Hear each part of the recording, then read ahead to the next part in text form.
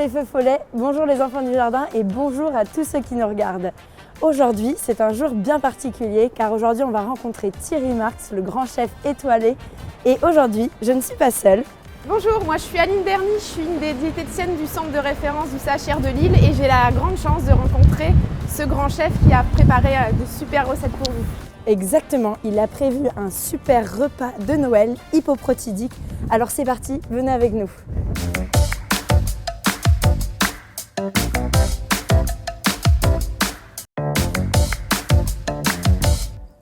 On va faire la tartelette aux champignons. Pour faire la tartelette aux champignons, substitut de farine, substitut d'œuf, un tout petit peu de sel et du beurre et de l'eau.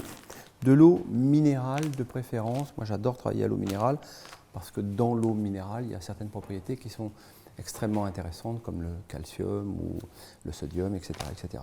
Ensuite, le sel, vous n'oubliez pas, il faut en mettre un petit peu parce que à la coloration, ça prendra du sens. Sinon, la pâte va rester très blanche et sans saveur, donc ça n'aurait pas d'intérêt. Il ne faut pas oublier que la cuisine, c'est aussi de l'esthétique. Donc ça, c'est donner envie à des gens envie, hein, c'est ça la cuisine. Donc on va aller là-dessus. Et puis les champignons, on prend des champignons, plutôt des champignons de cette taille. On est sur 4-5 environ. Enfin, on ne va pas les mesurer. À tête brune ou à ce qu'on appelle la tête blonde aussi, parce qu'ils sont beaucoup plus parfumés. Essayez de choisir une bonne qualité de champignons de Paris, de préférence des vrais, pas ceux qui arrivent tout blancs de Chine, tout mou, mais parce que c'est le meilleur rapport qualité-prix, parce qu'ils ont beaucoup de saveur, ils tiennent bien à la cuisson, et bien sûr que c'est très très riche en eau, et on va voir quelques astuces pour faire une concassée de champignons, une purée de champignons de façon très gourmande, très agréable.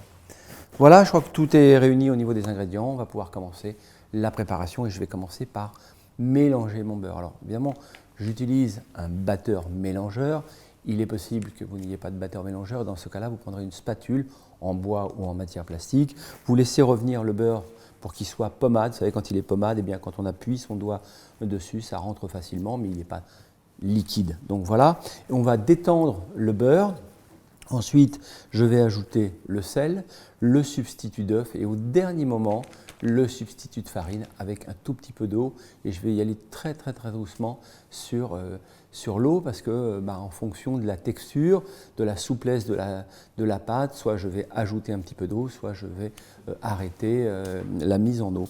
Et puis ensuite, on fera une abaisse, un petit peu de repos quand même, hein. On n'est pas sur des repos comme pour les farines, mais on donne quand même un petit peu de repos, on reprépare son plan de travail et on va abaisser, découper et faire ce qu'on appelle le fonçage. Ça c'est un terme technique, ça ne veut pas dire grand-chose, ça veut dire prendre la pâte, la mettre dans le moule qui a été préalablement beurré et puis donner une jolie forme et on mettra tout ça au four pour faire ce qu'on appelle une cuisson à blanc, une pré-cuisson et ensuite on attaquera la partie champignons.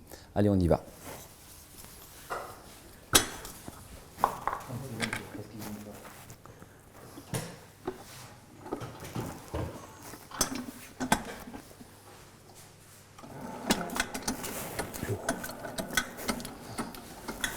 Tu m'as retiré l'eau.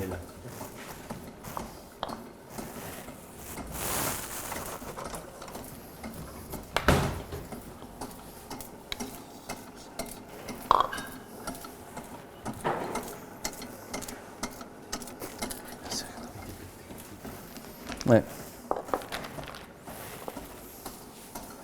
C'est un petit peu. Je vais mettre mon substitut d'œuf. Alors, il y a quand même une astuce en cuisine, c'est ce qu'on appelle faire la mise en place. La mise en place, c'est simple, on va peser tous nos ingrédients et ensuite, petit 1, petit 2, petit 3.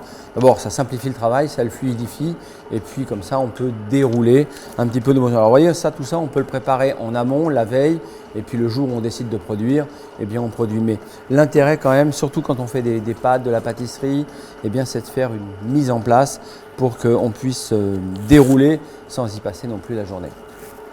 Donc je vais ajouter mon substitut d'œuf.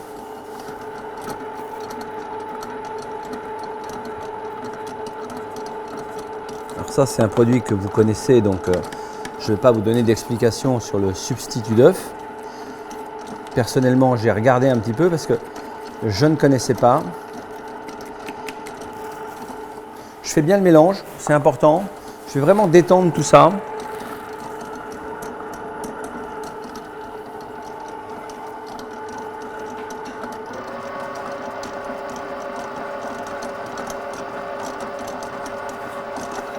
Voilà.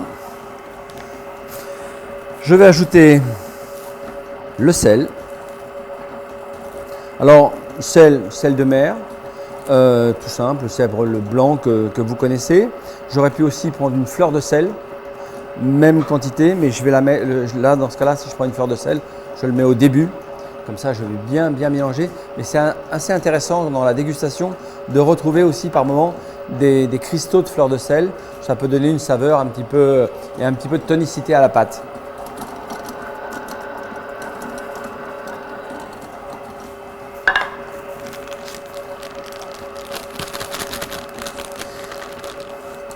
Et maintenant, je vais ajouter tout doucement le substitut de farine.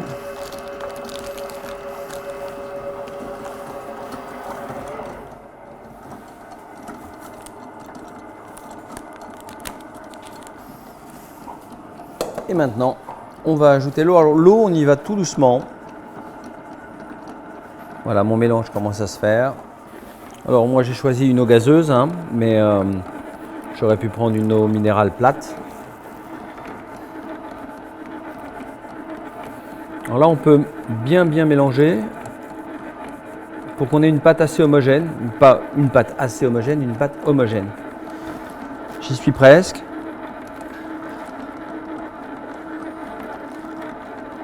En fait, quand je malaxe ma pâte, je m'arrange pour qu'il n'y ait plus de traces dans la cuve du batteur. C'est là où je me rends compte si j'ai hydraté suffisamment la pâte ou pas. Là, ça commence à être bien.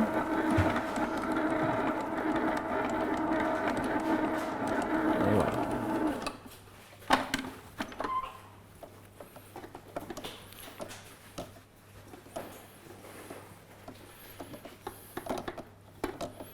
Alors, évidemment, on ne gâche rien.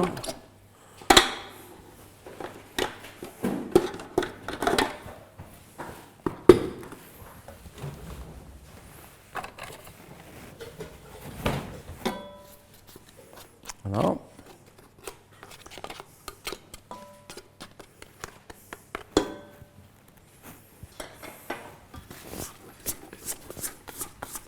Voilà. J'aime bien. Alors, je ne connaissais pas là non plus ce produit. J'ai appris un petit peu en déployant la recette. J'ai découvert un petit peu la texture de cette pâte.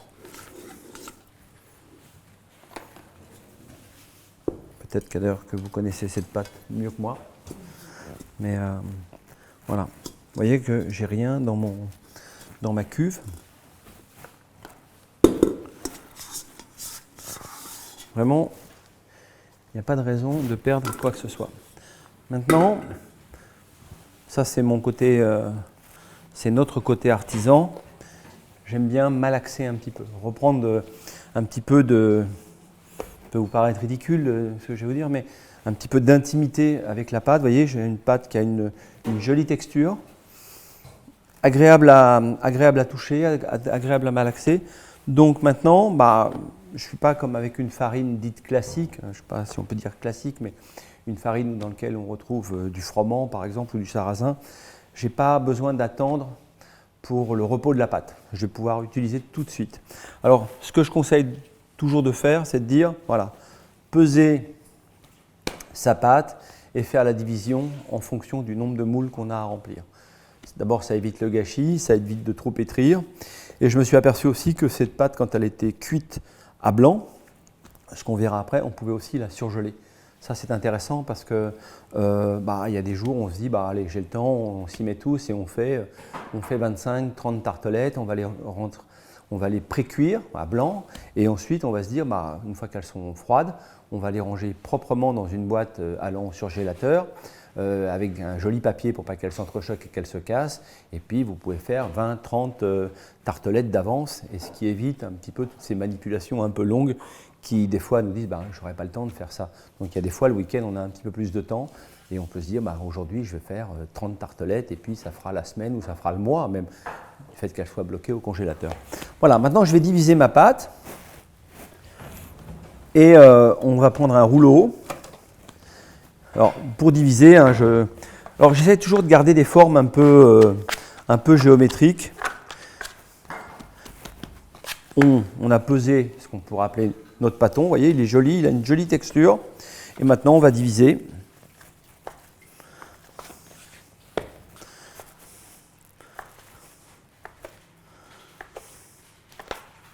Voilà, et on peut rediviser encore une fois. Ici, par exemple. Et ensuite, on va arrondir. Voilà. Vous allez voir que le fait de les arrondir va nous faire gagner du temps.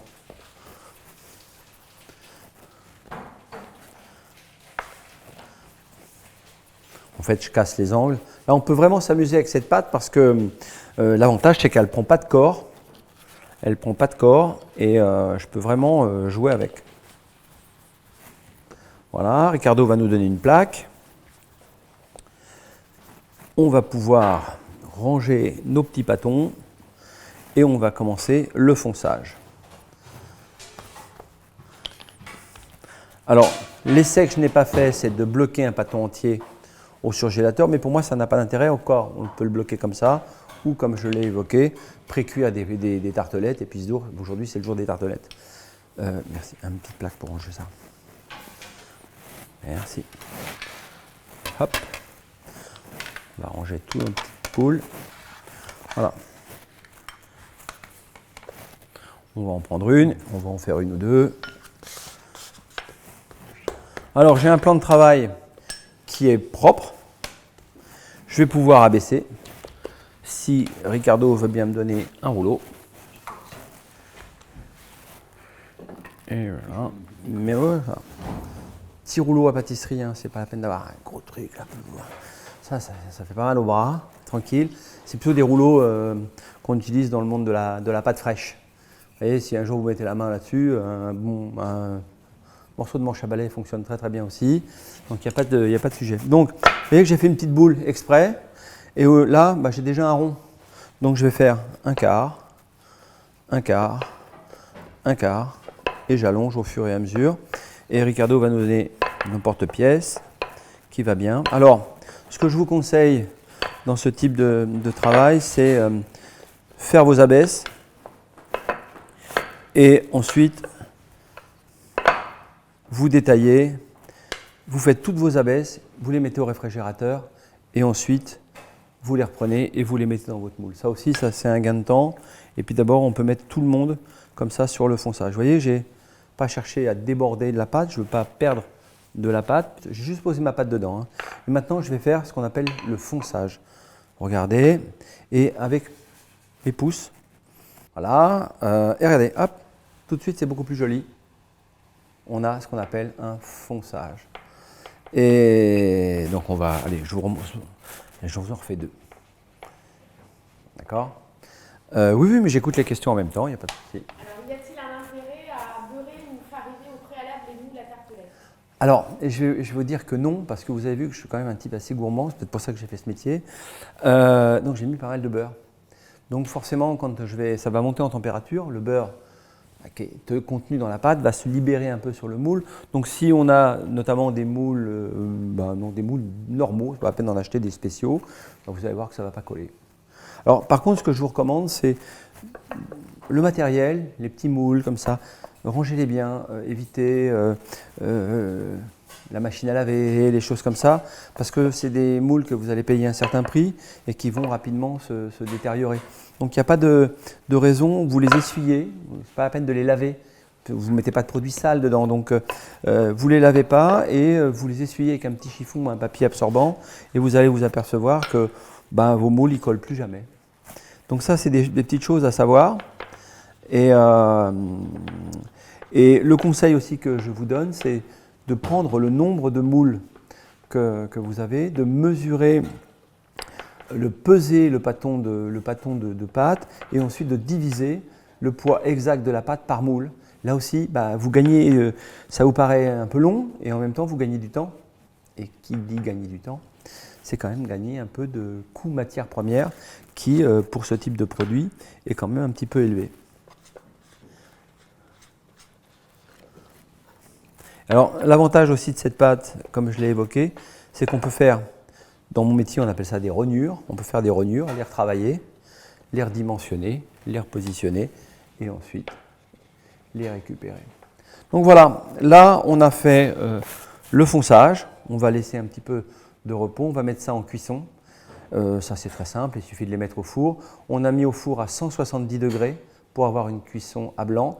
Ce que je vous recommande, c'est de préchauffer votre four au moins un quart d'heure à l'avance, sauf si vous avez un four surpuissant d'un autre monde. Mais là, si vous avez un four normal, un petit quart d'heure de cuisson, de préchauffage, et vous mettez, et laissez la plaque chaude dans le four, comme ça vous posez directement vos tartelettes sur la plaque chaude, parce que, alors je ne veux pas rentrer dans les techniques qui rasent tout le monde, mais c'est par convection une tarte, donc ça cuit par le bas, comme ça, et si la plaque est bien chaude, vous aurez une meilleure cuisson et une meilleure uniformité de coloration. Voilà, voilà pour la pâte. Maintenant, on va passer à la formule champignon. On va attaquer notre purée de champignons. Donc la purée de champignons, alors champignon de Paris, hein, tout bête. Hein, je ne dis pas tout bête, mais tout bon, parce que il faut défendre d'abord cette appellation champignon de Paris. Il n'y en a plus beaucoup, il doit rester 4 producteurs en France. Mais tête brune, ce qu'on appelle tête brune, tête blonde. Vous voyez, c'est des champignons très fermes, très fermes. Faites attention quand vous achetez chez votre maraîcher que vraiment on sente cette fermeté. Donc on enlève le pied très rapidement sous l'eau et on essuie ensuite. Pourquoi? Parce qu'un champignon, c'est à minima 90% d'eau. Donc ça ne sert à rien de le tremper des dizaines de minutes dans de l'eau. Ils vont devenir tout noirs, ils vont perdre beaucoup en saveur, ils vont se diluer et ça n'aura pas d'intérêt. Donc, si vous n'avez qu'un bon couteau, eh bien, vous allez utiliser un bon couteau et on va faire comme ceci. On va couper, allez, je vais dire grossièrement le champignon. Vous voyez, comme ça, il n'y a pas besoin de faire une démonstration de découpe. Et si vous êtes plus à l'aise avec ce type de matériel, ce qu'on appelle une mandoline, eh bien, vous pouvez couper le champignon comme ceci. Gardez le pied souvent, hein, c'est important pour faire du jus de champignon, on verra pour la sauce, et écraser votre champignon. Vous mettez la tête et le pied du champignon. C'est important parce que dans le pied, il y a aussi une saveur un peu plus tourbée qui est très intéressante en termes de dégustation. Les produits que vous utilisez souvent, moi je n'ai pas de critique par rapport à ces produits, hein, vous les utilisez, mais souvent je trouve qu'il manque un peu de relief en saveur. Donc moi, l'implication que j'ai eue par rapport à ces produits, c'était justement de donner du relief avec l'assaisonnement, avec les épices, avec le sel, avec le poivre torréfié, avec les agrumes.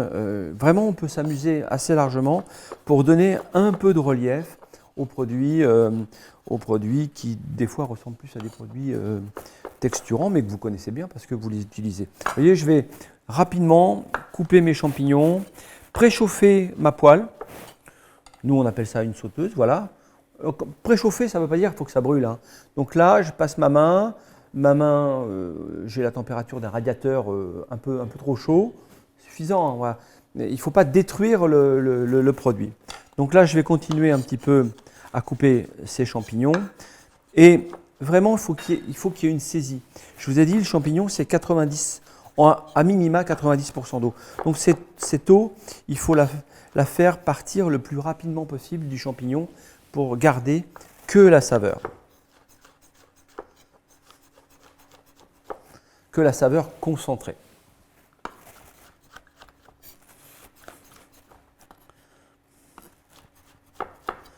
Voilà. Allez, on en refait un ou deux. Le pied, la tête, voilà. Un petit coup de couteau au milieu de tout ça. Vous voyez, j'ai une concassée, ni trop régulière. Voilà, on ne va pas chercher à faire très joli décor, c'est pas le but. Et c'est drôle parce que je suis en train de couper ces champignons. L'arôme de ces champignons est absolument incroyable. Et alors, pour le coup, quand on achète très bons champignons de Paris, on est sur, allez, 3,50, 4 euros. Donc c'est vraiment un produit d'une accessibilité folle avec une capacité à faire vraiment un plat de partage. Hein. Huile, préférence, colza, arachide. Pourquoi? Parce que je vais envoyer un peu de chaleur. Je vais mettre pas mal d'huile pour vraiment faire, le terme est vulgaire, mais cracher le champignon. Vraiment le débarrasser très très rapidement de son eau. Alors, ma poêle, je l'ai dit, ma sauteuse, vous voyez, j'ai une légère fumée. Là, on est sur une bonne température, mais je ne risque pas de brûler quoi que ce soit. Et vous allez entendre, parce que ça, c'est musical, vous entendez le champignon, l'eau du champignon qui commence à s'évaporer. D'ailleurs, on le voit, hein, ça c'est l'eau qui part, hein, c'est pas une surcuisson ou quoi que ce soit. Je mélange. Vous voyez, je ne dois pas quitter. Ce bruit est un indicateur extrêmement intéressant. L'olfaction, on sent que le champignon de Paris a beaucoup de choses à nous démontrer. On appelle ça faire tomber les champignons, comme c'est le même terme que tomber les oignons. Vous voyez, on entend bien. Si j'ai un petit doute, si je pense que ça risque de coller au fond de la casserole, je vais rajouter une petite tournée d'huile, comme ça environ une cuillère à soupe.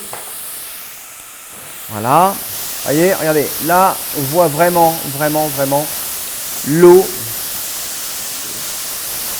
Là, on l'entend. Là, on est dans l'orage. Hein.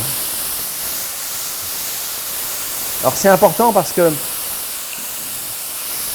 il y a une réaction qu'on connaît bien dans le monde de la cuisine qu'on appelle la réaction de Maillard. Et on va quand même amener une envie d'une petite coloration de ces champignons pour leur donner un petit peu d'épaisseur en saveur. Donc voilà, hop, vous voyez, ça s'est calmé.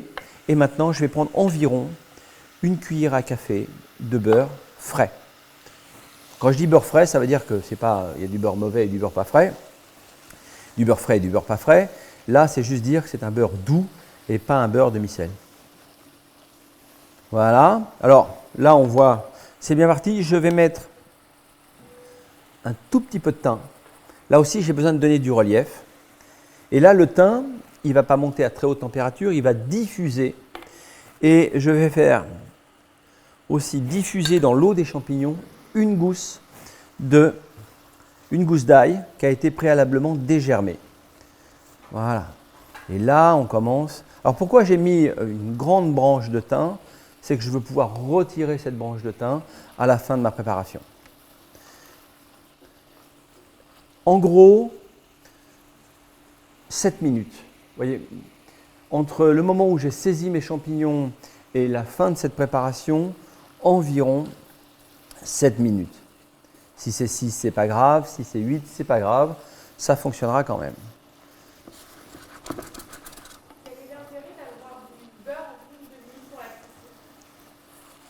L'huile a fait son travail. Et elle est montée à haute température. En termes de saveur, bon bah voilà, on revient à un point neutre. Elle nous a servi à enlever tout l'excédent d'eau rapidement de ces champignons. Le beurre, lui, il va amener de la gourmandise et de la coloration. Et je ne risque pas, comme cela, de brûler ce beurre. Le beurre, c'est une matière très très fragile. Les saveurs sont très très fragiles. On a pris un beurre frais normand. Voilà, on veut retrouver cette petite saveur de beurre qu'on aime bien dans la cuisine française, sans excédent bien entendu.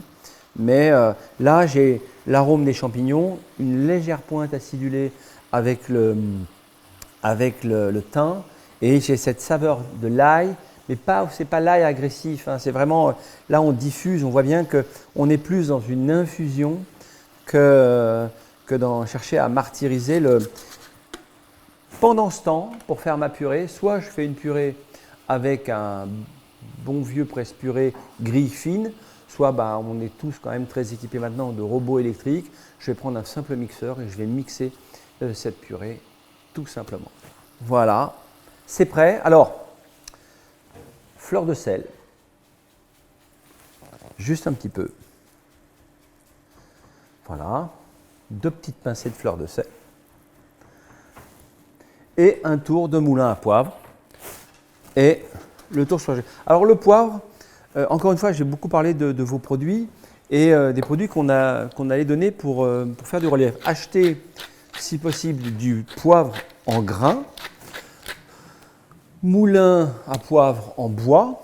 Et quand vous allez ramener votre poivre en grains de chez votre commerçant habituel, vous allez prendre ce poivre, vous allez prendre une poêle en métal, vous allez faire chauffer cette poêle et vous allez jeter les grains de poivre dans cette poêle en métal. Et au moment où les grains de poivre vont éclater, comme si vous faisiez torréfier du café, vous allez immédiatement les mettre dans votre moulin à poivre et fermer le moulin à poivre.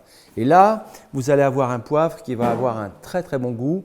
D'abord un arôme de poivre de qualité et ensuite vous aurez ce côté légèrement fumé qu'on aime bien retrouver certaines fois dans nos cuissons.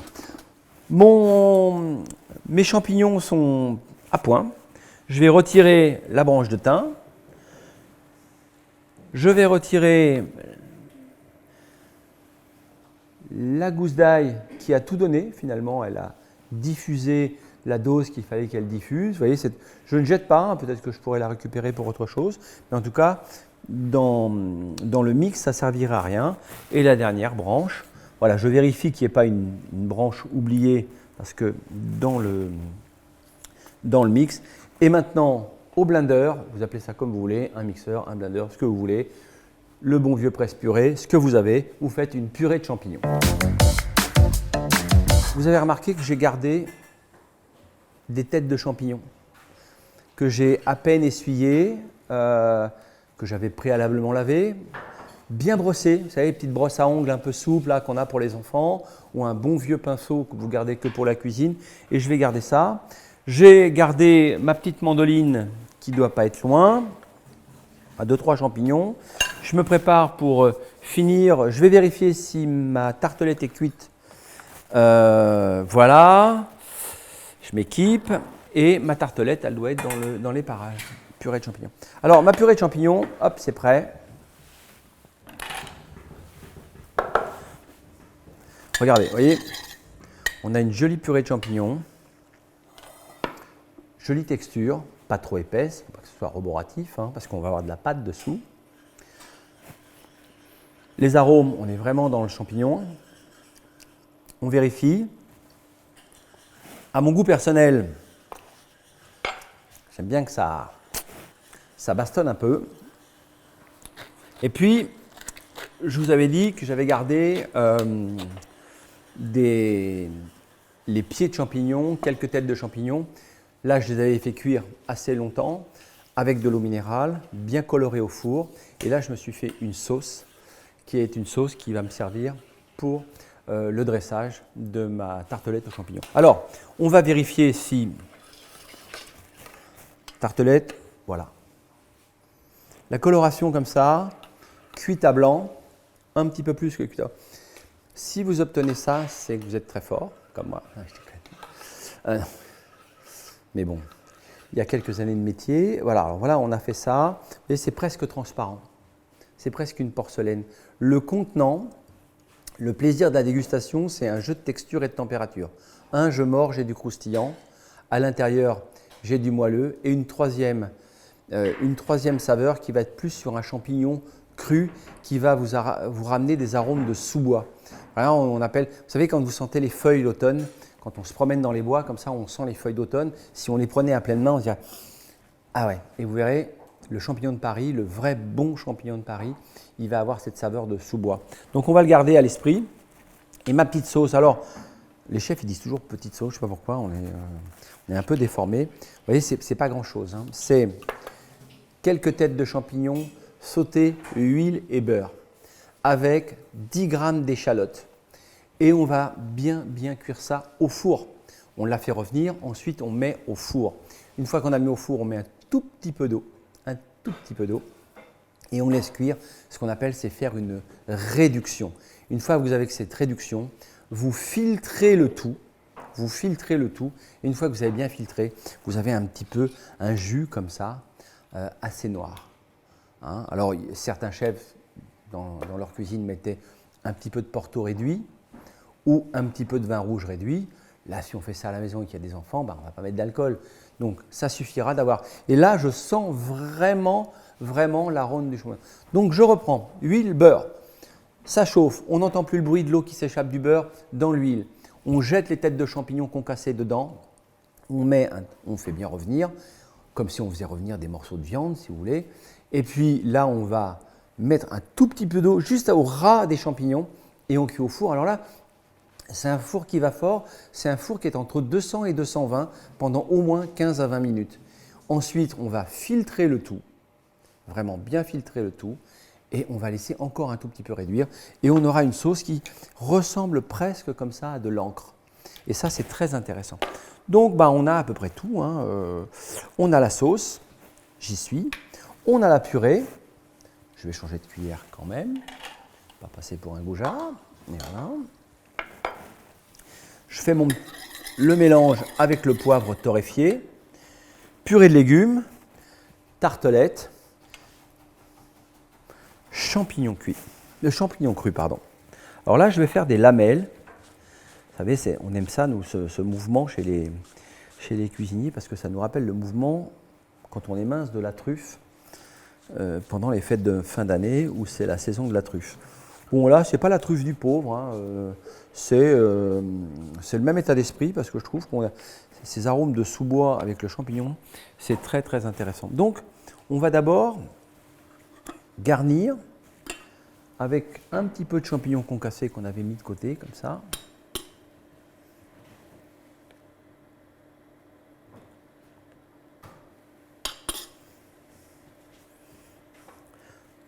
Alors, ce qu'on pourrait faire, vous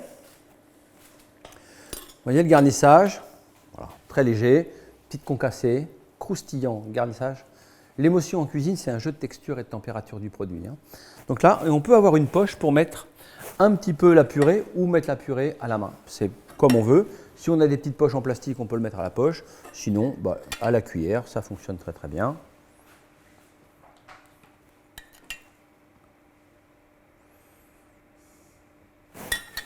Voilà.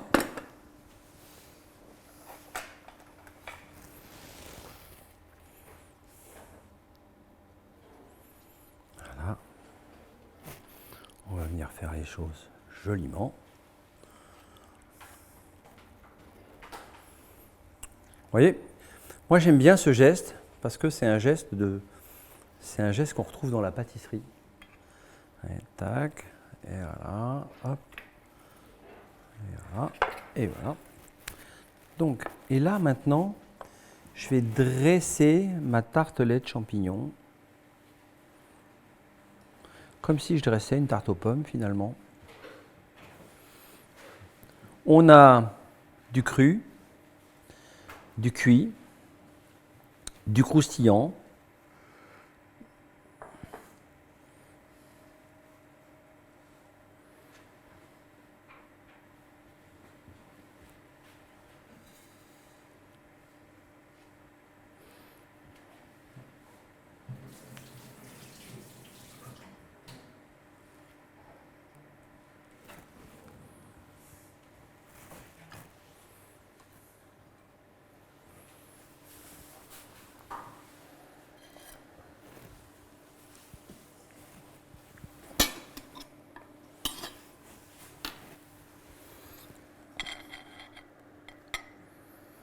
on a gardé un petit peu de concassé de champignons.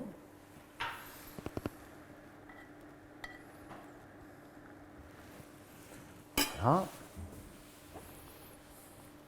Moi, je me garde toujours des petites herbes. Je dis petites herbes, là, pour le coup, c'est qu'elles sont petites.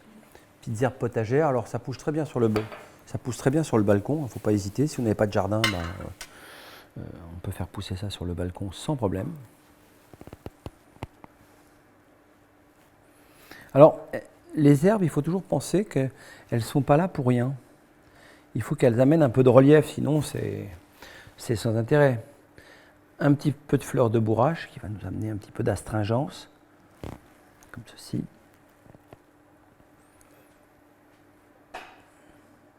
Moi, je garde les doigts un peu huilés pour donner un petit peu de brillance.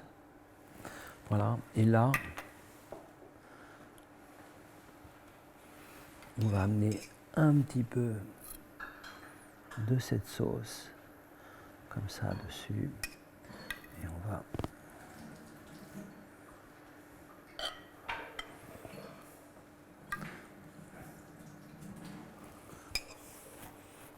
Et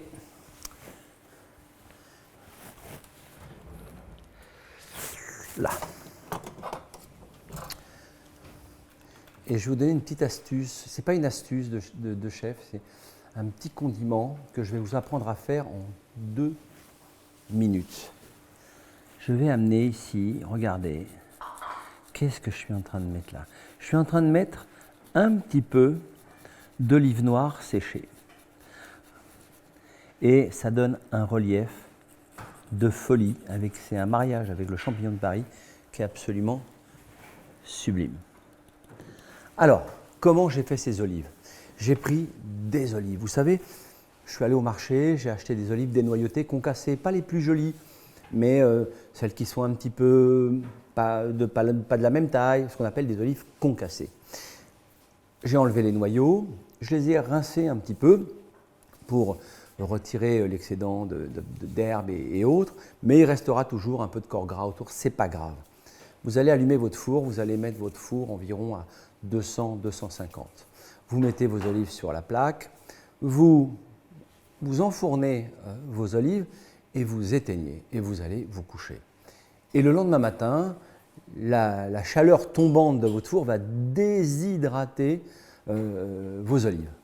Et vous allez les garder comme un produit sec et vous allez vous en servir de condiment d'assaisonnement. C'est ça qui va donner un peu de relief aux produits que vous utilisez. C'est ces petites astuces qui font qu'à un moment donné, vous allez trouver dans la nature une expression créative, une expression artistique et vous allez dire tiens, ces olives séchées, mais finalement elles ont un petit goût salé, je vais peut-être diminuer un petit peu mon sel et donner du relief à mon plat avec ces olives. Vous pourrez le faire aussi avec des fruits, vous pourrez le faire avec beaucoup de choses.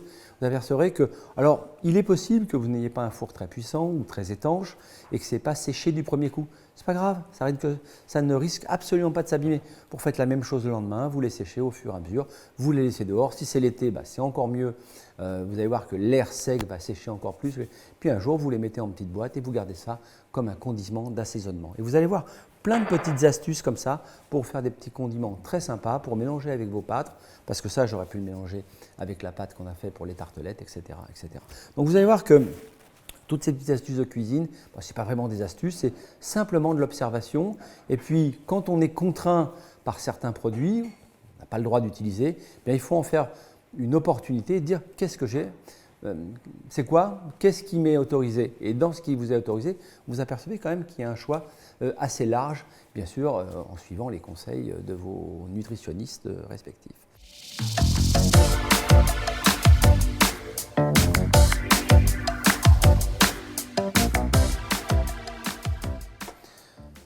Maintenant, on va attaquer une autre recette que j'aime beaucoup, avec laquelle j'ai utilisé les mêmes produits que vous, mais j'ai hybridé d'autres ingrédients pour aller avec les produits que vous utilisez au quotidien. Donc, on va faire un cannelloni. Moi, je trouve que cette recette, elle est formidable.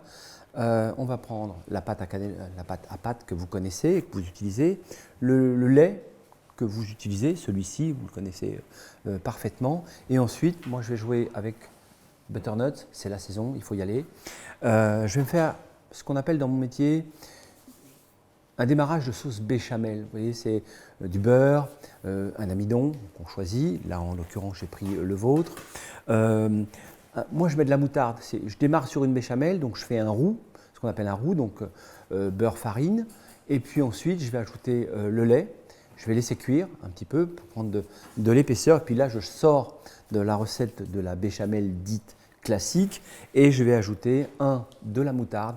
Là, encore une fois, je vous parle souvent de relief. Et bien là, je vais donner du relief avec une moutarde de Dijon, vraiment une très très bonne moutarde de Dijon. Il y a un choix incroyable dans les moutardes en France, donc faites-vous plaisir. Hein. Il y en a à Dijon, mais il y en a à Brive, il y en a un peu partout. Il y a des moutardes violettes, des moutardes jaunes, des moutardes plus noires, des moutardes en grains. Peu importe, en tout cas la moutarde, faites-vous plaisir. Et j'ai pris le fromage que vous utilisez aussi, qui est un fromage dit vegan. Voilà. Il y en a pas mal, donc j'en ai choisi un qui était bien. Donc on va attaquer la recette maintenant. Butternut épluché. Donc ça c'est très facile. Vous savez, j'ai simplement enlevé la peau avec mon couteau. Mais je vais commencer par la partie sauce. On y va. J'ai préchauffé toujours, je préchauffe toujours ma casserole, ma poêle, mon four. Moi, ça fait une façon de travailler un petit peu plus vite. Et je commence par le beurre. Alors quand je dis préchauffer, là, c'est pas trop préchauffé. Il ne faut pas que mon beurre il brûle tout de suite dans ma casserole. Donc je prends le beurre, je le mets dedans. Là, vous voyez, c'est un peu trop chaud. On va descendre. Quand c'est un petit peu trop chaud comme ça, c'est pas grave. Je lève ma casserole et je fais fondre comme ceci. Ce qui compte là, c'est que j'ai absolument pas de coloration quand je fais fondre mon beurre. Voilà, vous voyez, je fais fondre, on entend l'eau qui s'échappe de la matière grasse, donc du beurre. Et là, je vais être très bien. J'ai préparé un fouet petit, qui correspond à la taille de la casserole. C'est important aussi, sinon le mélange ne se fait pas bien. Et voilà. Là, vous voyez, hop, je peux y aller, il n'y a plus de risque. Il n'y a plus de risque de brûler le beurre. C'est très mauvais, le beurre brûlé, c'est ce qu'il y a de pire, ça le dégrade, ça dégrade en saveur, c'est sans intérêt. Donc là, maintenant, la farine que vous utilisez, je ne sais pas comment vous l'appelez, moi je l'ai utilisée, j'ai fait comme vous, je l'ai acheté, j'ai regardé comment je pouvais l'utiliser. Matière grasse, elle est fondue, elle est chaude, elle est liquide. Je vais ajouter l'amidon. Alors là, je vais assez vite et je vais laisser cuire. Et bizarrement, j'ai les mêmes sensations que quand j'utilise une farine, parce que moi j'aime bien quand je fais ce qu'on appelle un roux. Vous voyez, c'est simple à dire. Un roux, c'est cette odeur de pâtisserie qu'on sent quand on fait cette préparation. Alors, vous voyez, je vais laisser cuire. Et surtout, je vais maintenir cette forme d'ébullition. Vous voyez, on voit bien que ça s'agite un petit peu là-dessus. Donc, ça veut dire que je suis à la bonne température. Je suis à la bonne température parce que l'opération doit se faire rapidement. Hop. Je ne sais pas comment vous l'appelez. Moi, je dis du lait, mais je ne sais pas comment vous l'appelez, vous. Et hop, je mélange. Alors, je mélange rapidement pour éviter qu'il y ait des grumeaux. Et là, je vais augmenter la source de chaleur. Et là, je surveille bien. Il n'est pas question que je laisse des grumeaux se faire. Voilà, je maîtrise bien. Vous voyez, ça épaissit très vite. Alors, il peut se faire, et c'est mon cas, je n'ai pas mis assez de lait, donc j'en rajoute et je vais faire repartir mon ébullition, redétendre. En cuisine, on appelle ça un empoire. Redétendre tout ça, il n'y a pas de danger. Voilà, il faut que j'en mette partout quand même. Voilà, vous voyez, c'est crémeux. Je peux même tout mettre d'ailleurs. Je ne sais pas pourquoi j'ai hésité. Je n'avais pas les repères. La cuisine, c'est aussi de l'observation. Il ne faut pas se laisser piéger par la technique. Voilà. Alors le fouet, c'est important parce que, et le fouet qui a la bonne taille par rapport à la casserole, si j'ai un fouet trop grand, il n'y aura aucune émulsion. Si j'ai un fouet trop petit, pareil, ça ne brassera pas bien. Vous voyez là, je suis bien. Là, on a une jolie onctuosité. On est presque, là aussi, sur une texture un petit peu comme de la crème pâtissière. Voilà, alors je laisse un petit peu de temps de cuisson. Je baisse l'intensité de chauffe. Voilà. Alors les cloques, c'est l'air qui s'en va. Et maintenant, je vais ajouter de la moutarde. C'est à ce moment-là que j'ajoute la moutarde. Et je ne vais pas la laisser monter en température. Pas trop. Vraiment, je veux garder les arômes d'une moutarde de qualité. Et là, pour le coup, j'ai choisi une très bonne moutarde qui vraiment a un relief, celle que j'utilise dans certaines de mes recettes. Voilà. Et là, la moutarde me monte au nez. C'est les moments d'égarement comme ça. Et au dernier moment, au dernier moment, j'éteins la chauffe et j'ajoute mon, je ne sais pas comment l'appeler, fromage ou fromage vegan. Hop, voilà. Il n'y a pas de raison d'en gâcher non plus. Hop, on y est. Et là, un petit tour rapide. Un petit tour rapide.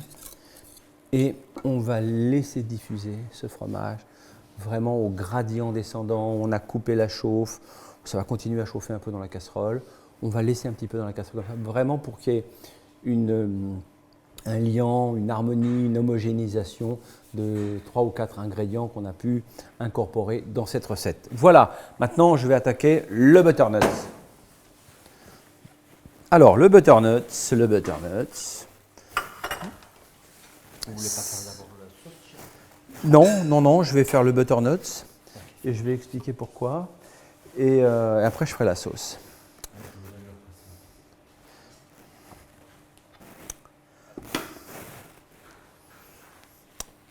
Hop. Pareil, préchauffage, on va attaquer la cuisson du butternut. Alors là, c'est très simple, on va faire huile et beurre.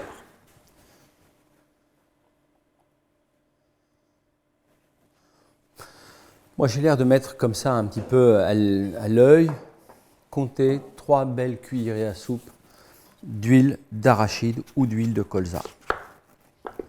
On va couper le butternut et on va demander à mes collaborateurs de m'amener un petit peu d'eau gazeuse, naturellement gazeuse. Vous voyez, j'ai coupé des grosses frites. Voilà, c'est tout bête. Et on va couper maintenant des gros morceaux comme ça. Voilà. Pas s'embêter trop.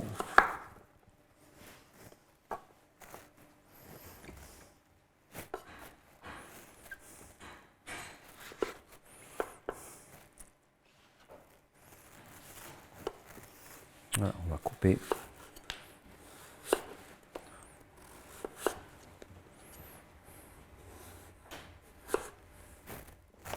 Voilà.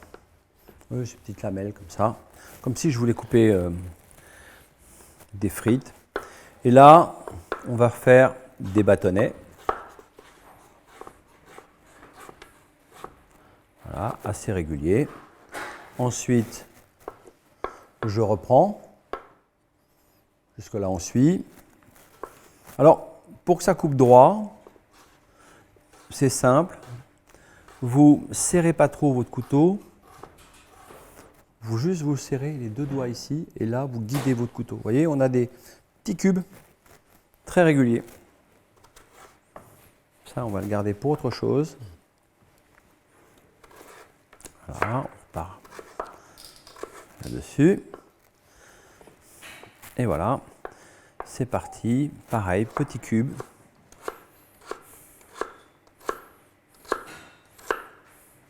Alors, c'est un petit peu dur à cuire. Hein. Il y a beaucoup de cellulose, il y a des choses qui sont... mais en même temps, il y a beaucoup de valeurs nutritionnelles dans ce produit, donc il ne faut pas les perdre. Donc, il faut les cuire. Il faut cuire un petit peu, pas un petit peu, il faut cuire, à mon avis, de façon un peu plus rapide. Alors voilà, hop, ça c'est à bonne température, on a une légère petite fumée, mais surtout pas brûler les choses. On va là aussi faire s'échapper l'eau et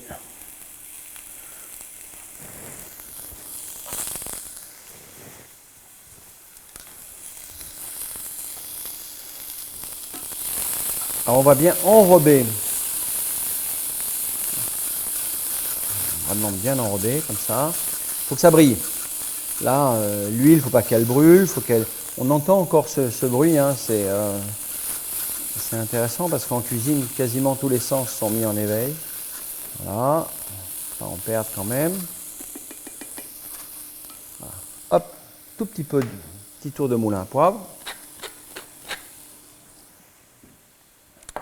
Un tout petit peu de fleur de sel. Voilà. On voit qu'on n'entend plus de bruit, donc c'est que l'eau est partie. Et maintenant, je vais rajouter un tout petit peu d'eau. Alors vraiment, ce qu'on appelle faire un déglaçage. Ils sont très très très bons. Et avant de mettre mon eau, je vais mettre environ, vous voyez, une demi-cuillère à soupe de beurre frais. Quand je dis beurre frais, je me répète, mais ça veut dire que je n'utilise pas de beurre demi-sel ou de beurre salé. Hop, je mets là, et là je vais enrober, vraiment, enrober avec ce morceau de beurre. Là encore, je vais mélanger comme ça, juste pour faire fondre le beurre.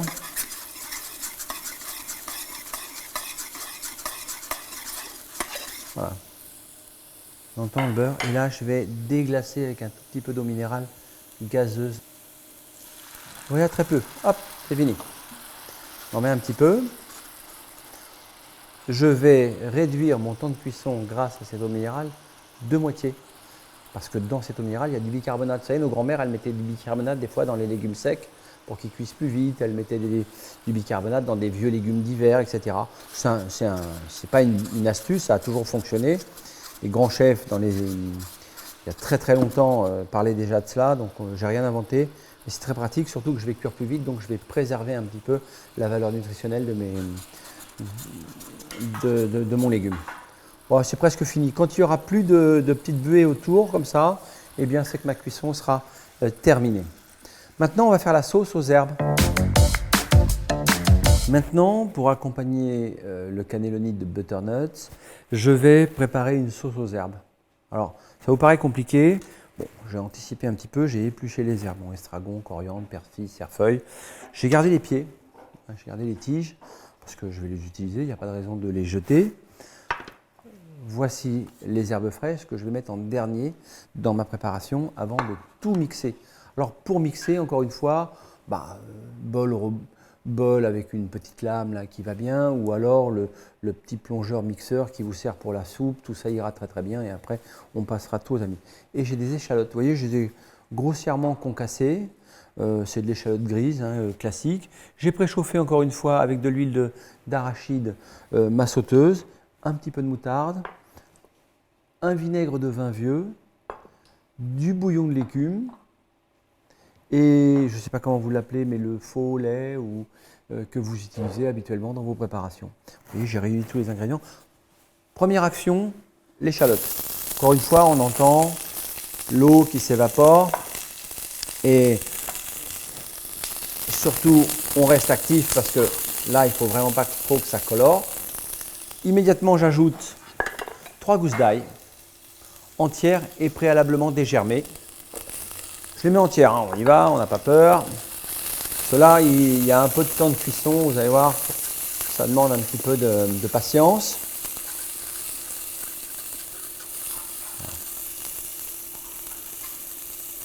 Alors là, on retire cette eau contenue dans l'échalote et on va être à la limite de la coloration, mais on ne va pas colorer. Voilà. Pour le moment, on ne met pas d'assaisonnement.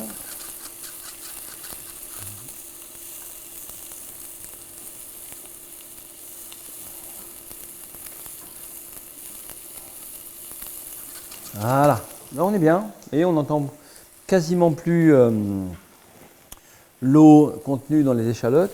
Vinaigre de vin vieux. Alors le vinaigre c'est pareil, c'est pas n'importe quoi un vinaigre, c'est pas quelque chose de loupé, c'est quelque chose qui peut avoir une vraie qualité, un vrai relief dans votre cuisine. Alors choisissez de bons vinaigres, allez chez le meilleur épicier du coin, parce que quand on a un très bon vinaigre, on en utilise très très peu. Il y a du vinaigre partout en France. Des vinaigres de vin vieux, des vinaigres très sucrés, un peu plus acides, très acides.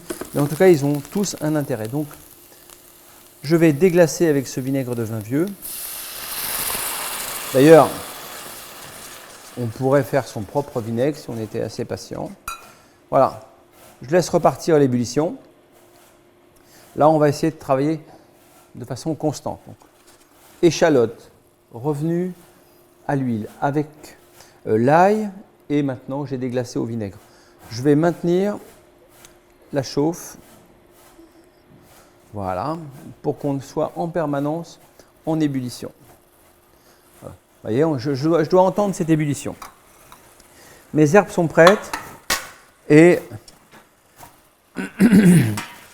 je vais concasser les tiges. Voilà. Il n'y a pas de raison de les perdre. Alors, je les utilise avec une bonne dose. Voilà, on les coupe assez finement comme ça. On va les mettre. On veut aller chercher cette petite amertume qui, là aussi, va donner du relief. Je les mets directement, échalotes, ail, les tiges avec le vinaigre. Et là, je vais mélanger intimement le produit. Encore une fois, je ne touche plus au sélecteur, je ne touche plus au thermostat, je reste sur 5. Il faut que l'ébullition soit quasi permanente. Et on entend cette ébullition qui reprend très très très vite. On voit bien que le vinaigre est en train de disparaître. Bouillon de légumes. Alors, le bouillon de légumes, par pitié, faites-le vous-même. Carottes, poireaux, oignons, ce que vous voulez, ce que vous avez à la maison. Vous faites revenir avec du beurre ou pas. Vous prenez une bouilloire, vous faites bouillir l'eau de la bouilloire, vous versez sur votre bouillon et vous laissez infuser comme ça. Si vous avez coupé les légumes en petits morceaux, ne les jetez pas après, vous pouvez les manger, mais vous me récupérez un bouillon de légumes que vous avez fait facilement, quasiment de façon instantanée. Dites pas que c'est compliqué. Donc, j'ai coupé mes légumes en petits morceaux, je prends la bouilloire à thé de maman ou ce que vous voulez, faites bouillir, vous versez l'eau bouillante, mais vraiment bouillante, sur vos légumes, vous couvrez avec une assiette, avec un film, avec un couvercle que vous voulez, et vous laissez infuser, il y en a pour une petite heure, vous filtrez, vous mangez le légume avec un petit peu de vinaigrette, ça sera très bon, et vous me gardez le bouillon. Donc ce bouillon, maintenant, c'est un bouillon de légumes, point. Mettez les légumes que vous voulez, les légumes qui vous plaisent, et là, vous voyez, j'ai quasiment plus de vinaigre. Hein, on entend, ça commence ça, presque à caraméliser. J'ajoute mon bouillon de légumes. Et là, je vais attendre 2 petites secondes que l'ébullition reparte.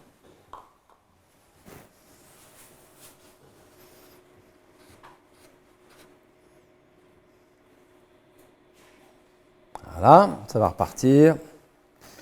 Et il me reste ma fausse crème et mes herbes potagères. Alors les herbes potagères, les herbes, c'est les herbes que vous avez épluchées. Hein. Vous avez mis de l'estragon, vous avez mis de la coriandre, vous avez mis du cerfeuil, vous avez mis du persil plat, vous avez mis toutes les petites herbes que vous aimez bien, basilic si vous en avez, peu importe. Voilà, vous faites un petit tas d'herbes comme ça. Mais attention, les herbes c'est fragile, surtout les herbes fraîches. Donc en gros, elles vont diffuser à 45-50 degrés maximum. Donc sinon, vous allez les dégrader et la saveur, elle sera partie.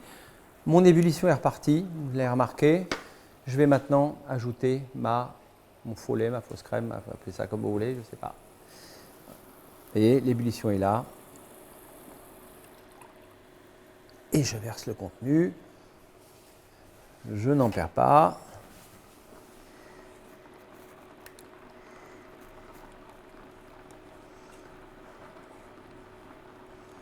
Voilà.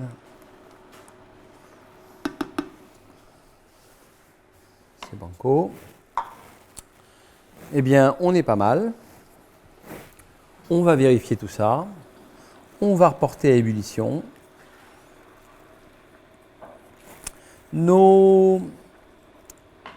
Les petits cubes de butternut sont faits. La pâte que vous connaissez, je l'ai simplement blanchie à l'eau. C'est très simple. Vous savez, à mon avis, mieux le faire que moi. J'ai porté l'eau à ébullition. Une fois que l'eau était à ébullition, j'ai plongé la pâte dedans. Rien de compliqué à ça, mais franchement, vous savez le faire. Alors, ce que je remarque par rapport à nos pâtes fraîches habituelles, c'est que vous avez une pâte qui est assez ferme, assez texturée, assez épaisse. D'ailleurs, qu'on ne compare pas à une pâte italienne, d'ailleurs, on la compare plutôt à une pâte française. On avait dans le référentiel de la cuisine française des pâtes comme les pâtes à Spätzle, des choses comme ça, qui sont des pâtes assez épaisses comme celle-ci. Donc voilà, je l'ai plongée dans l'eau, je n'ai pas aromatisé l'eau, je n'ai pas assaisonné l'eau. Simplement, je récupère ma pâte. Moi, c'est l'environnement que je vais mettre sur cette pâte qui va avoir un intérêt. La pâte par elle-même, on pourrait en débattre, mais ce n'est pas le sujet. ébullition, ébullition, réduction. Au moment où j'ai cette ébullition, j'ajoute la moutarde.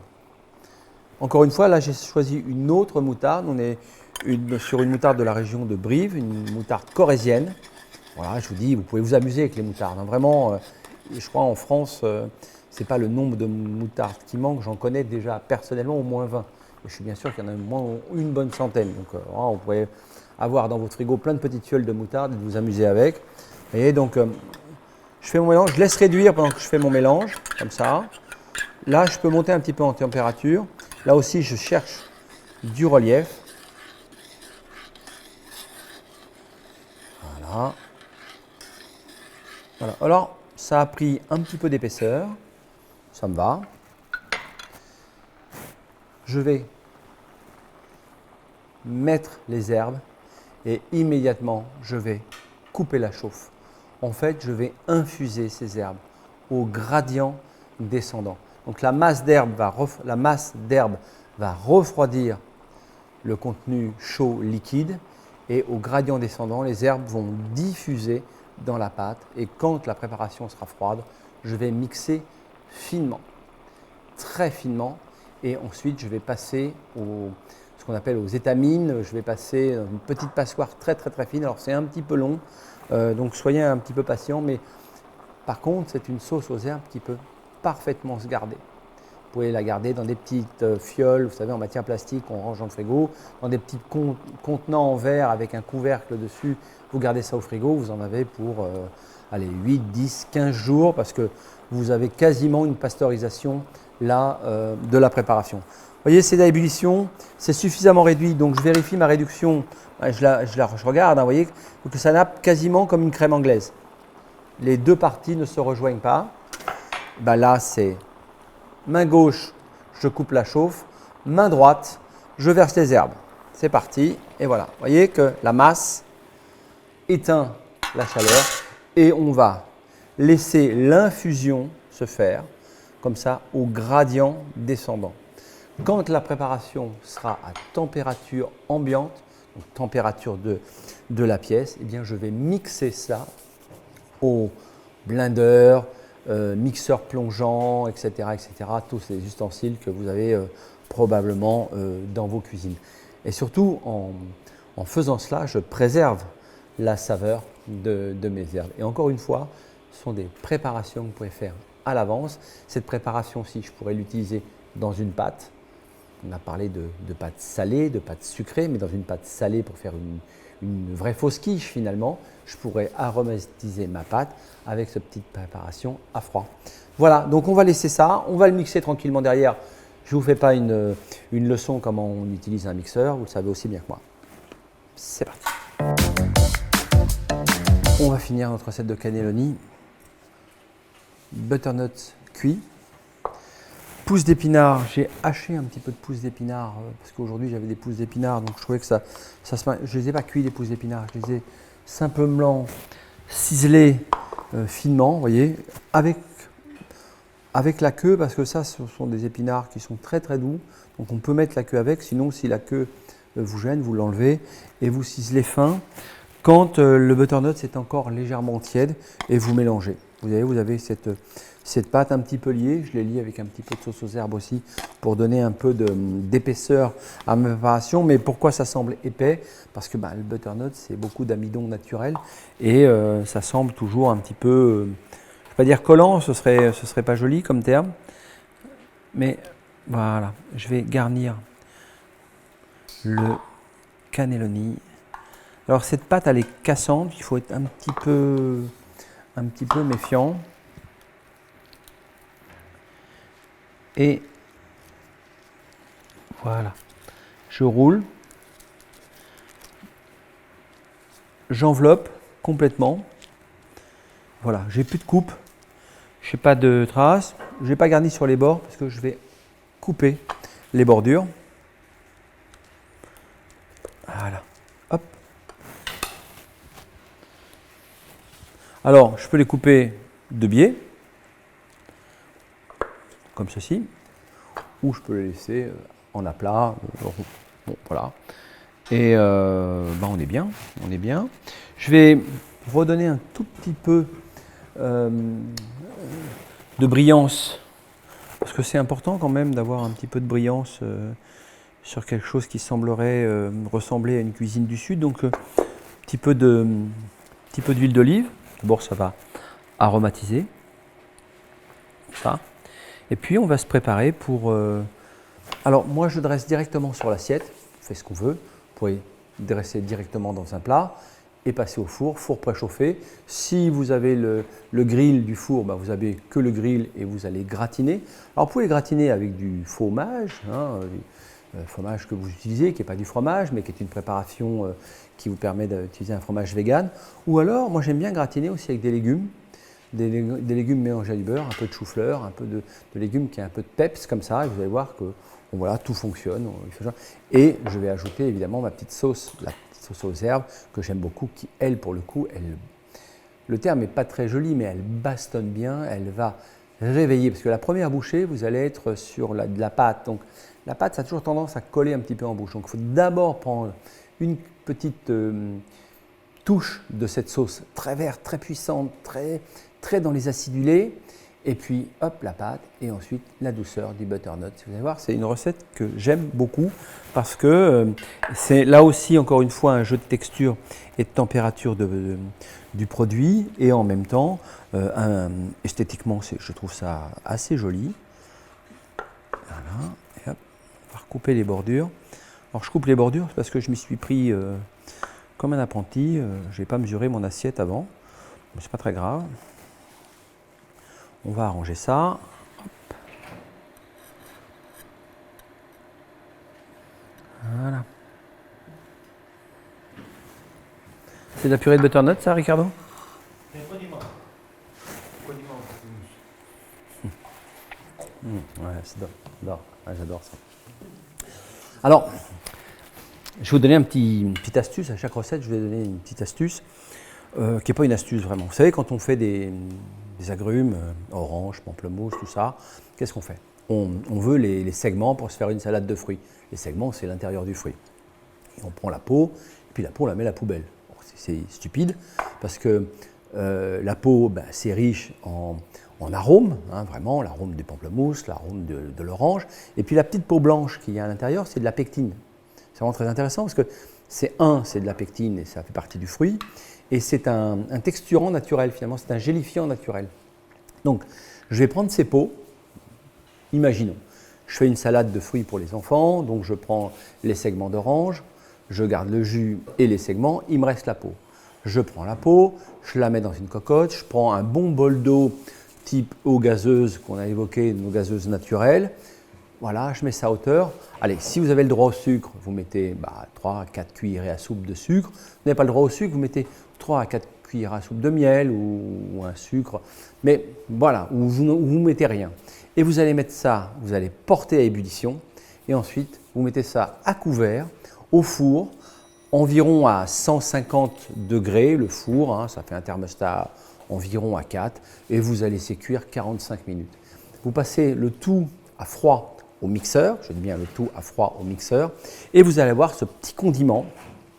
Alors là, pour le coup, vous allez pouvoir le garder des mois dans votre réfrigérateur, dans cette petite pipette, et ça pourra assaisonner vos vinaigrettes, ça pourra assaisonner un certain nombre de produits qui, et là aussi, vous allez donner du relief. Ça peut marcher en pâtisserie, ça peut marcher pour les salades, ça peut marcher pour un légume rôti, etc., etc., etc. On pourrait parler des heures de ces condiments qui peuvent agrémenter la consommation des légumes rôtis.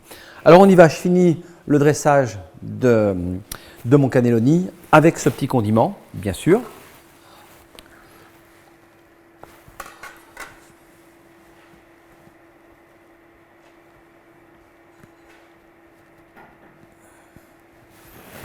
Voilà. Ma petite sauce verte. Alors là, on est généreux parce que c'est quand même ce qui va donner le relief à la pâte. Et quand vous mettez des herbes, encore une fois, je le redis, n'en mettez pas pour rien. Il faut qu'elles se consomment, qu'elles se mangent, qu'elles soient assaisonnées. Donc là, on va ajouter nos herbes. là des petites pousses.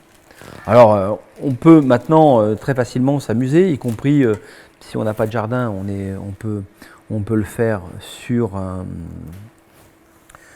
balcon. Chou-fleur, moi j'adore.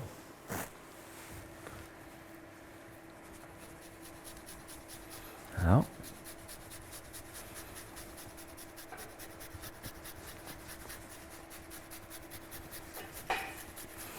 Celui-là est violet, celui-là est jaune, c'est des hybridations. Maintenant, on aime bien ce genre de produit, tout petit peu.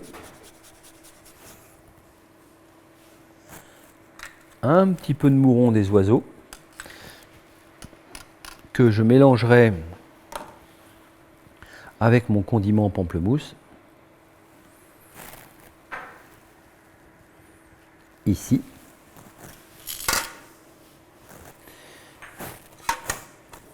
Ça, c'est mon fromage râpé. Hein? Moi, je ne souhaite pas le gratiner, mais vous pourriez parfaitement saupoudrer ce cannelloni de butternut et le passer au four avec ce fromage, ce fromage vegan qui vous permet d'utiliser dans vos recettes. Mais moi, je préférais rester sur quelque chose de très végétal. La pâte, c'est quand même quelque chose qui nous pèse un peu. Moi, j'aime bien les pâtes et la salade. Donc, je me suis dit, ben voilà, on va faire un mariage. Et puis, vous allez voir, la sauce verte, ça décape. Alors, ça décape pas parce que c'est piquant, mais c'est juste son astringence qui fait que, vous allez voir, c'est une fraîcheur absolue. La pâte qui est plus, reconnaissons-le, dans la lourdeur et dans la satiété. Et hop, on réveille avec un condiment pamplemousse et juste des parties confites et rôties du pamplemousse. Voilà pour le cannelloni à ma façon avec vos produits. Et voilà.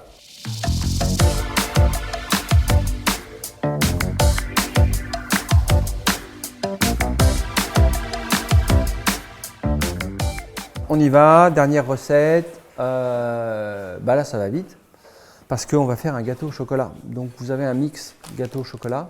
Moi, j'appelle ça un mix, un mélange. C'est un terme professionnel, le mix, mais enfin bon, voilà, on comprend ce que ça veut dire. Finalement, je l'ai trouvé pas mal.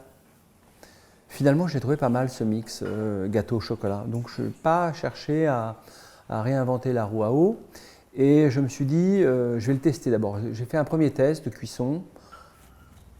Très bon retour. Bon, le goût chocolat est là. La texture est intéressante. Je l'ai trouvé un petit peu sèche. Donc, je me suis dit, il faut que je rajoute un petit coulis, il faut que je rajoute un petit coulis, il faut que je rajoute un fruit frais, il faut que je rajoute quelque chose comme ça. C'était ma première des réflexions. Et puis après, je me suis dit, ce gâteau, il est cuit, je vais attendre 2 jours. Première journée, j'avais un rassissement pas mal, assez intéressant, j'avais encore du moelleux. Deuxième jour, 48 heures après, là, j'avais quand même un assèchement du produit. Et le troisième jour, je me suis dit, tiens, je ne vais pas le jeter. Donc j'ai réduit ce gâteau en poudre et je me suis dit, ça me fera un condiment. Je l'ai réduit et je me dis, le jour où j'ai un dessert, je pourrais saupoudrer ou concasser ce morceau de gâteau et de le garder pour faire façon, dans l'esprit d'un granola ou quelque chose comme ça, pour accompagner un dessert. Donc alors, ce gâteau, il n'est pas mal du tout. Donc j'ai juste pris le parti d'ajouter des fruits frais. Alors on va faire le mélange ensemble, parce que je pense que vous connaissez bien le mélange aussi bien que moi. Donc on va là pour le coup suivre les recommandations. On va suivre les recommandations. Voilà, hop.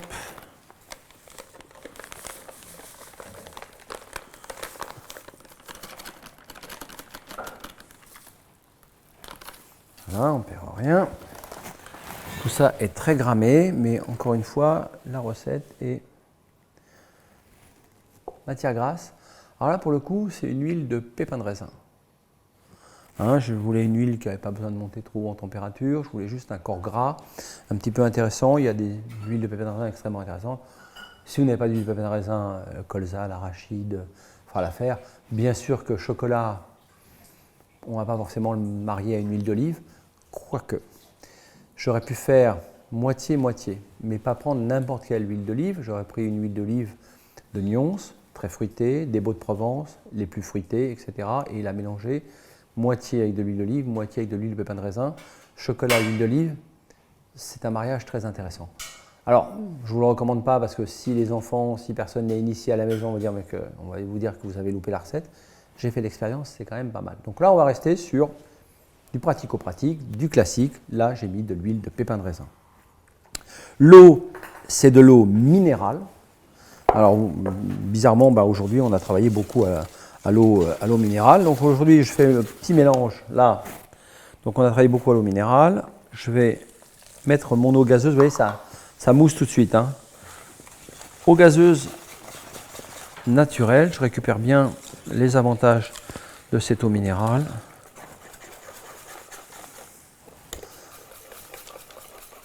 Vous voyez l'importance d'avoir toujours un fouet à la bonne taille. Eh bien, les mélanges sont très rapides. Si j'avais un fouet trop petit, il ne fonctionnerait pas. Voilà, mon mélange est bien fait. Alors, comment on voit si le fouet est à la bonne taille ou pas? C'est pas dur. Vous avez cette calotte. Vous avez ce qu'on appelle le pied du fouet ici. Si la bordure repose sur le bord de cette calotte et que la boule du fouet, la pomme du fouet est latérale au fond opposé, eh bien j'ai la bonne taille et quand je remue, ça se mélange facilement. Si j'ai un tout petit fouet, j'ai tout petit mouvement, ça ne marche pas. Si j'ai un trop gros fouet, j'en fous partout sur la table. Voilà, c'est l'astuce du jour, mais ça vaut ce que ça vaut, mais quand on le sait, c'est quand même très sympa. Voilà, donc moulage au four, 170 degrés, four bien sûr préchauffé au moins 15 minutes, en ayant laissé une plaque dans le four. Parce que je vais poser mon gâteau au fond, parce que je veux que ça pousse. Donc voilà, rien de plus à dire. Sorti du four, on patiente une bonne heure quand même avant de s'attaquer au gâteau. Et puis pendant le repos, je vais préparer un coulis de fruits rouges. Alors coulis de fruits rouges, aujourd'hui j'ai choisi la framboise. Bon, je me suis dit, j'ai des framboises, on en trouve, bon, c'est pas toujours le moment, mais par moment on a envie d'un peu de lumière, surtout quand on arrive dans les périodes d'hiver, on se dit, il reste des fruits rouges, waouh, c'est pas très environnemental, blablabla, blablabla. Ok, mais ça pousse des fois dans des tunnels, elles ne sont pas plus savoureuses que ça. Bien qu'on puisse donner un tout petit peu de saveur, et Ricardo va nous sortir un tout petit peu de vinaigre normand, très vieux, pour donner un petit peu de relief à mon coulis de fruits rouges.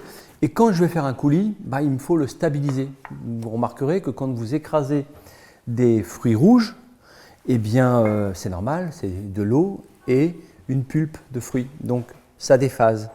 Pour éviter que ça déphase, qu'est-ce qu'on fait? On prend un tout petit peu de sucre glace. Pourquoi du sucre glace? Parce que dans le sucre glace, quand vous lisez la liste derrière, il y a au moins entre 2 et 3% d'amidon, de fécule. Alors, sachez-le, parce que si vous êtes intolérant à ce type de produit, c'est bon de le savoir, mais ça évite que le produit il se retrouve en deux parties, une partie à côté de la pulpe et l'autre partie de l'eau. Donc on le fait environ 5%, on met 5% de sucre glace dans un coulis de fruits rouges et on obtient une sauce qui se tient et extrêmement intéressante. Et moi, je vais ajouter au dernier moment un vieux vinaigre de cidre, très très très vieux. Si vous n'avez pas un vinaigre de cidre très très vieux, c'est pas dur, vous achetez un très bon vinaigre de cidre bio. Le vinaigre de cidre, c'est délicieux. C'est vraiment délicieux. Et s'il n'est pas assez vieux, vous allez en prendre 3 cuillères à soupe, vous allez le faire réduire jusqu'à temps qu'il vienne à l'état de sirop et vous mettrez une petite goutte de ce vinaigre de cidre sur votre coulis de fruits rouges. Mais si vous avez un vieux vinaigre italien, un vieux vinaigre de Xérès, vous mettez un vieux vinaigre de Xérès espagnol. Si vous avez un vieux vinaigre italien, vous mettez un vieux balsamique sur ce coulis de fruits rouges, ça marchera très très bien. Et c'est encore une fois, on va chercher le relief. Parce que le gâteau au chocolat, quand on l'a à la mastication, il amène à satiété très rapidement et à la convivialité très rapidement.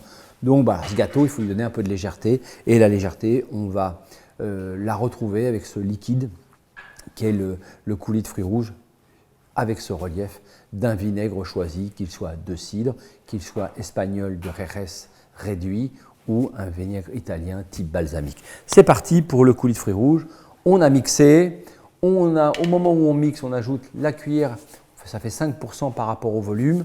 500 grammes, 5%, vous voyez ce que ça fait en termes de fruits rouges. Et on obtient un coulis de fruits rouges qui se tient, qui ne déface pas, comme on dit pour employer un terme pas très joli, mais voilà, il ne déface pas, il est lié, il est bon, il n'est pas trop sucré. Vous voyez, 5% de sucre, on pourrait descendre à 3% de sucre. Hein. Bon, à un moment donné, il faut mettre un peu de gourmandise hein, et puis lutter contre la sédentarité. C'est aussi des options pour manger plus ou mieux. Donc voilà, j'ai mon coulis de fruits rouges, j'ai mon vieux vinaigre, mon gâteau sorti du four. Eh ben, on va pouvoir faire un petit dressage mignon. Hein. Alors, comme j'avais fait des essais de gâteau, de ce gâteau avec ce mix. Finalement, j'en ai fait un le premier jour, j'en ai fait un le deuxième jour, puis il y en a un que j'ai gardé 3 jours et que j'ai réduit en poudre comme ça. Je trouve ça marrant. On est très récupérateur dans mon atelier. Hein. Donc voilà, on a gardé ça. On trouve que d'abord, on pourrait faire quelque chose de joli. Et puis aussi, on pourrait peut-être l'utiliser en autre chose, dans le faux lait qu'on utilise, peut-être faire un petit mélange comme ça, façon panna cotta, etc., etc. On peut trouver beaucoup d'applications à cela. C'est parti, on va dresser. Alors moi, le dressage, je n'ai pas inventé grand-chose. Hein. On va aller sur un petit coulis de fruits rouges comme ceci. On va agrémenter de quelques framboises. Voilà. Ici, petite fleur du jardin, là, comme il y en a, avant qu'on rentre totalement dans l'hiver. Voilà. Histoire d'amener un petit peu de couleur. Alors tout ça, on fait ce qu'on veut. Hein. Voilà, j'ai l'air très prétentieux de vouloir dresser ça à l'assiette, absolument joli. On a invité des gens à la maison, on ne peut pas passer pour des gougnafiers. Enfin, moi, je partirais bien à l'école avec le gâteau entier, ça ne me pose pas de problème. Je vais au sport, j'emmène le gâteau et il me va très bien comme ça à la sortie du four, je n'ai pas de souci non plus. Je peux l'ouvrir en deux et mettre autre chose dedans, des fruits, ce que je veux. Il n'y a pas de règle, il faut vraiment se faire plaisir. La cuisine, c'est quand même ça, son histoire. C'est plaisir, bien-être, santé. Moi, je ne peux pas vous parler de santé, mais je peux vous parler peut-être de plaisir et de bien-être grâce à la cuisine.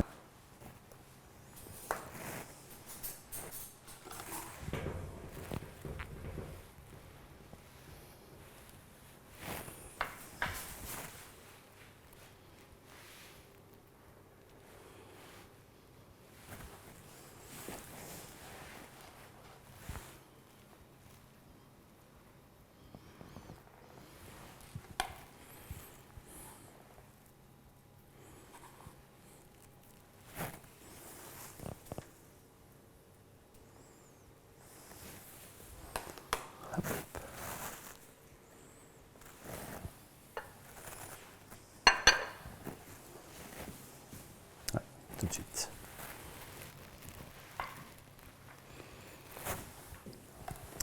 Et alors, une toute petite goutte de ce vieux vinaigre de cidre que je vous recommande.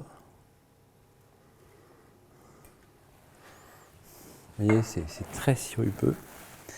Et je vais mettre juste un petit peu au milieu du coulis, comme ça. Hop.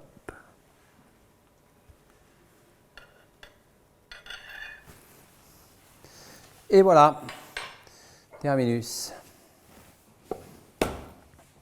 À bientôt.